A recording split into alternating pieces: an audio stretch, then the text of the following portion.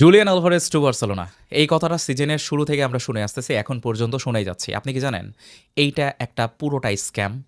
আমাদের বার্সেলোনা বোর্ডের পক্ষে সম্ভবই না আলভারেজকে কিনে নিয়ে আসা। কেন বলতেছি, কি কারণে বলতেছি, পুরো ভিডিওটা দেখেন, অ্যান্সার পেয়ে যাবেন। এই মুহূর্তে ভিলেন বানানো হচ্ছে কাকে এই বিষয়টাতে?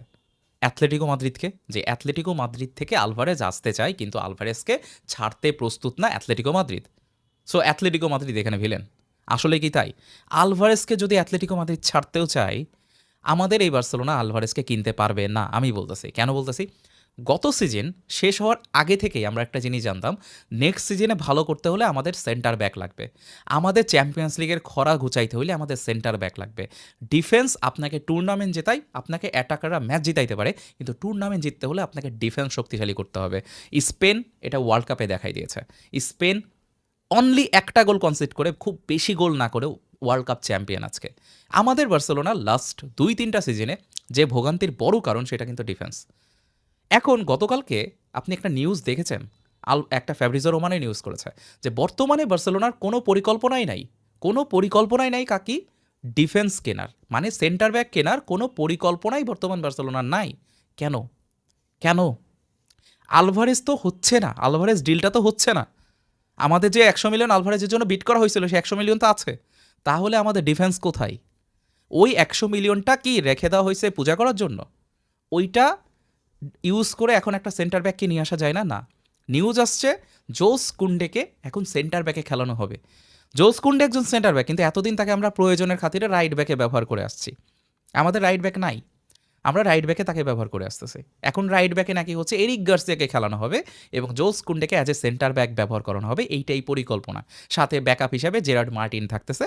এদিকে আরোহ হয়তো সেল হলেও, এবার আর একটা নিউজ, আরোহ সেল হলেও নাকি হচ্ছে সেন্টার ব্যাক কেনা হবে না, এইটাই বলা হয়েছে। তাহলে 100 মিলিয়ন প্লাস আরোহ যদি সেল হয়, আরোহের যে প্রাইস, মানে এগুলো কোথায় যাবে ভাই? মানে কেন?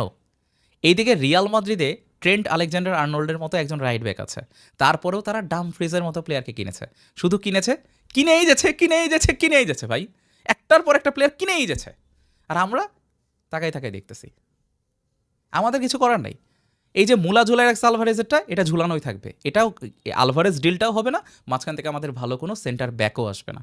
লাপোর্ত, তারপরে কুটি রোমেরো, এদের সাথে যে মানে কথা চলছে না, রিউমার, এগুলো রিউমারই থেকে যাবে। দিন শেষে আর কোনো সাইনিং আপনি দেখতে পাবেন না।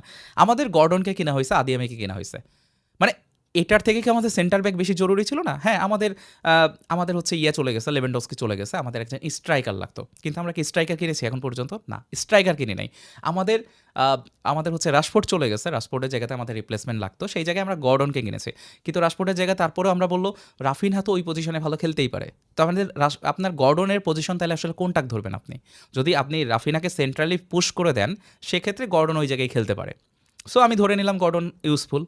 তাইলে আদিয়ামি আসলো কোন জায়গাতে? আদিয়ামি আসলো লামিনী ইয়ামালের ব্যাকআপ হিসাবে, নাকি সে নাম্বার 9 খেলবে? আচ্ছা ঠিক আছে, তারপরে এই দুইটা ডিল তো হয়েছে, কিন্তু এর থেকে বেশি জরুরি কি আমাদের ডিফেন্স ছিল না? কিন্তু আমাদের ডিফেন্স এখন কেনা লাগবে না, ডিফেন্স আমাদের নাকি এনাফ আছে। ভাই আমাদের অ্যাটাকিং এনাফ প্লেয়ার আছে, আমাদের মিডফিল্ড এনাফ প্লেয়ার আছে, আমি মেনে নিলাম, কিন্তু আমাদের ডিফেন্সে কে আছে? আমাদের পাউ কুবার্সি আছে, জোস কুন্ডে আছে, আরোহ প্রতি সিজনে একটা না একটা ব্লান্ডার সে করেই। আমাদের এরিক গার্সিয়াকে এখন ট্রাস্ট করা লাগবে। হ্যাঁ, এরিক গার্সিয়া দুর্দান্ত প্লেয়ার, কিন্তু আপনাকে কি এরিক গার্সিয়ার উপর ট্রাস্ট করে আপনি চ্যাম্পিয়ন্স লিগ জিততে পারবেন?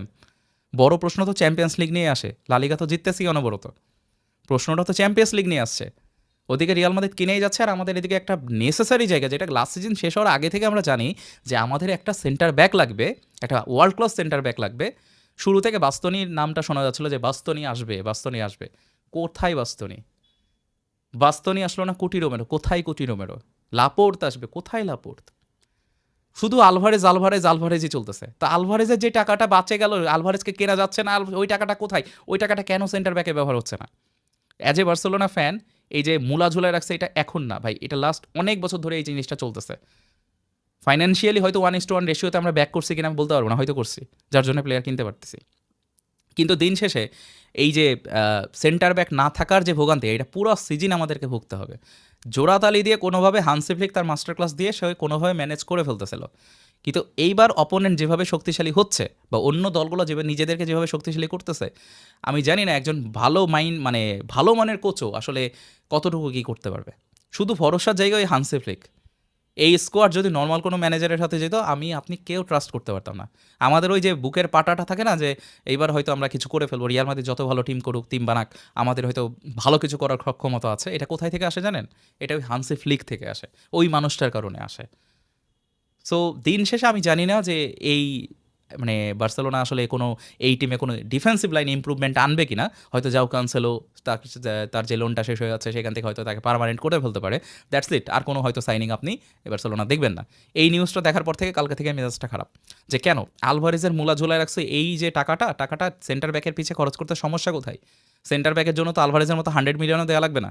অ্যাটলিস্ট 60, 70, 80 মিলিয়নে একটা ভালো মানের টপ ওয়ার্ল্ড ক্লাস মানের একজন সেন্টার ব্যাককে আনা পসিবল। লাপোর্টকে কম প্রাইসে নিয়ে আসা যায়। লাপোর্ট তো স্পেনের হয়ে দুর্দান্ত খেললো, তাহলে ওকে নিয়ে আসলে সমস্যা কোথায়? কোনো নেগোসিয়েশনই নাই, কোনো রিউমারই নাই। তারপর হুট করে যে গর্ডন বা হচ্ছে আদিয়ামির মতো একটা প্লেয়ারকে যদি তুলে নিয়ে আসতো তাহলেও শান্তি পাইতাম, কিন্তু আমার মনে হয় যে কোনোভাবেই সম্ভব না। সো এই অবস্থাতে as a Barcelona fan depress লাগতেই পারে, বাট তারপরেও আসার জায়গা ওই একটা জায়গাতেই, হান্সি ফ্লিক আছে, আমাদের একাডেমি থেকে কিছু হয়তো প্লেয়ার উঠে আসবে নতুন, আবার হচ্ছে আমাদের অলরেডি ট্রাস্টেড কিছু প্লেয়ার আছে। জেরার্ড মার্টিন হয়তো আউটস্ট্যান্ডিং কোনো পারফরমেন্স করে দেবে এই সিজনে, সাথে জোলস কুন্ডে হয়তো সেন্টার ব্যাকে জ্বলে উঠবে। এইটাই আমাদের আসার জায়গা, এছাড়া আমরা আসার আর কোনো জায়গা দেখতে পাচ্ছি না কিন্তু। সো আপনার কি মনে হয়, আলভারেজ ডিল কি পসিবল, নাকি বার্সেলোনা সেন্টার ব্যাকে কোনো প্লেয়ার কিনবে সেই টাকা খরচ করে, নাকি এটা পুরোটাই একটা স্ক্যাম, মূলা ঝুলাই রাখছে যে আমরা আলভারেজকে আনবো, দিন শেষে কোনো কেউই আসলে আসবে না?